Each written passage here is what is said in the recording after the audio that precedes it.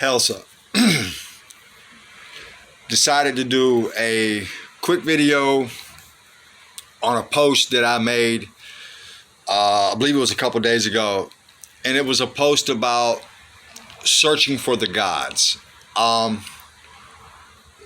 It seems that there might have been some confusion about what I was referring to in the post. Many of us go about searching for the gods in our own way. Some people will research all the books that are out there, all the information, and then try to piecemeal a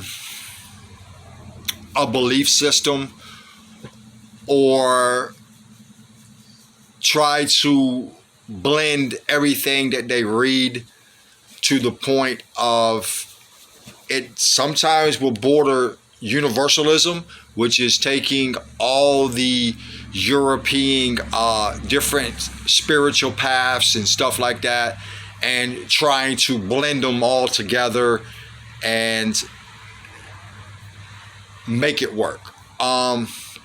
What I was referring to in my post was I'm one of those people who did a lot of reading, a lot of studying over the years, and I personally had reached a point where reading these books and researching names and all this really became redundant to me, because I started noticing that the only thing I was doing was rereading the same information that I had read over the years. And then I started running into issues of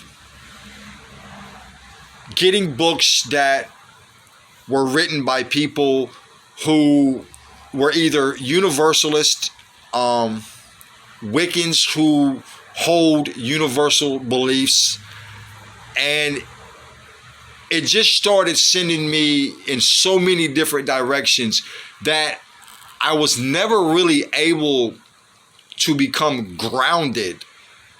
And it wasn't until I stopped, and I say this as far as my personal self goes, it wasn't until I stopped reading all these books and started looking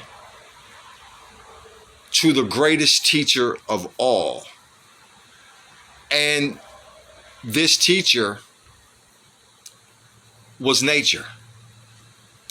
This is what really led me to begin to understand the different forms of mythology and to really begin to understand what our gods and our goddesses and what the signs, the symbols, the different animals, what they really meant.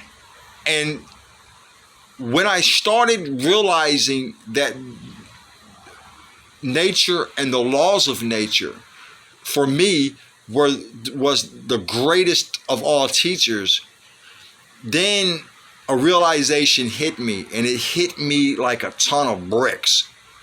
And what that realization was that I myself also was a part of nature, and I myself also had to follow the laws of nature.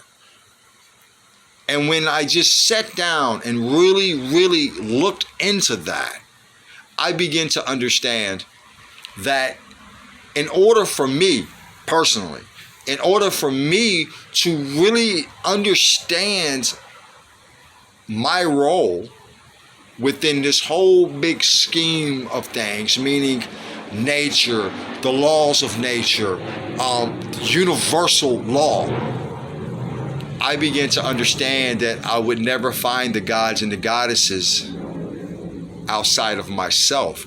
I would never truly understand the role that the gods and the goddesses played. And I finally realized for myself that if I wanted to search out the gods and the goddesses, and I wanted to search out the true meaning of the path that our ancestors laid down, I had to first begin to look at myself and see,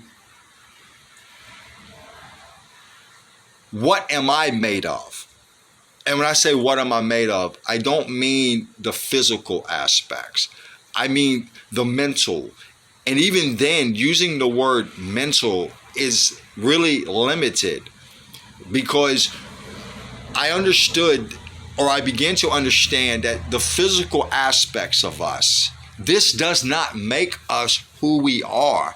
It's only a vessel that carries and helps communicate and bring together the two aspects of our spiritual and our physical. And then I begin to understand what our ancestors meant when they talked about the three norns and the spinning of the web, or the web of fate. And then I begin to understand that everything in the universe is connected to these webs. And if anybody knows anything about spiders, then you could see the brilliancy in the using of the spider web analogy, or the web analogy by the Norns.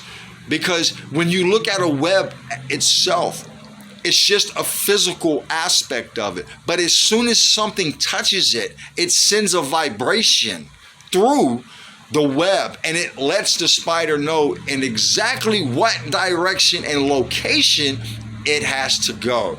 So once I began to study nature, once I began to understand, or try to understand, what I truly am and what connects me to the gods and the goddesses, for me, it opened up a whole world. Do I still read books? Yes. But I don't read books now to help me find the gods and the goddesses. I read the mythology now to help me learn how to connect with the gods and the goddesses. And when we read the mythology, we read that they always used animals. We read that they used trees. They used the seasons.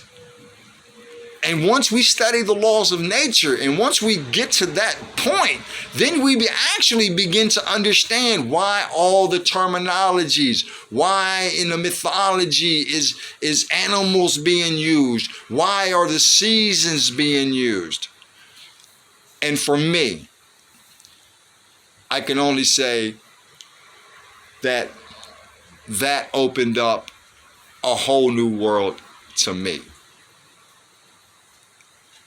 So that's what I meant by my post. I wasn't saying that people should stop reading books or anything like that. That's fine if that's what somebody wants to. But for me, the greatest of lessons was when I stopped looking outside of myself for something, and I started looking into myself for something. That's when everything began to open up for me. That's when Valhalla made sense.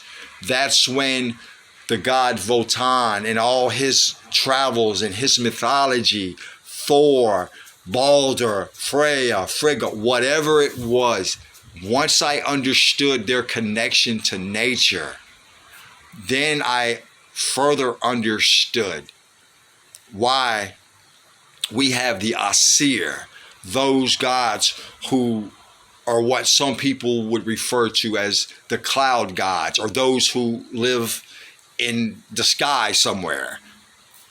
Then I began to understand the Vanir aspects, that the majority of these gods and goddesses were all earthly gods and goddesses, and they deal with seasonals.